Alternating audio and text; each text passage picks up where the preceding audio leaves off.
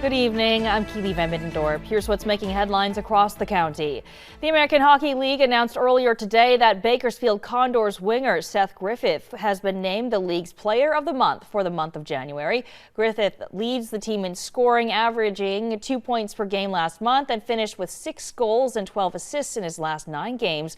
This is the 8th time a Condors player has received an AHL monthly award.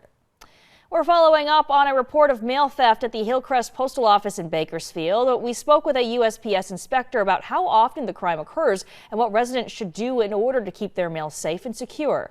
Inspector Matt Norfleet says officers like him work with law enforcement on these types of investigations. And Norfleet tells 23 ABC it's crucial people make a report when their mail is stolen. He says this type of crime is often coordinated. The mail thieves are people who don't just do it once, and we find mail thieves work routes, kind of the way that letter carriers do.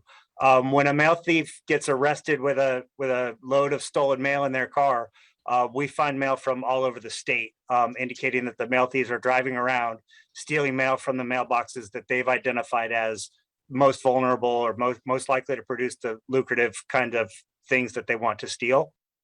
Norfleet says it's important to get information about where thefts are happening and what's been stolen because it helps identify where mail thieves are likely to strike next. He offered some tips that will help you keep your mail safe. We have all those details on turnto23.com.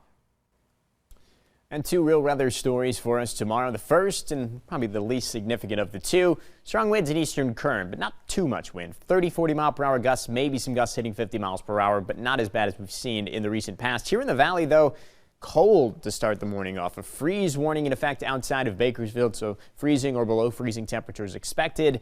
Bring those plants in, cover them up if you can't bring them in, and of course bring your pets inside as well. Cooler to overnight temperatures through at least Thursday night, but our afternoon temperatures increasing nicely into the upper 60s by Sunday and Monday. Could even hit 70 degrees. That's only happened once so far in this year. Taking a look at the 7-day forecast for our mountain communities. A little bit breezy in our mountain communities, but the strongest winds, as we said, are going to be in the desert over in eastern Kern. Everyone's calmer, clearer, and warmer for the weekend.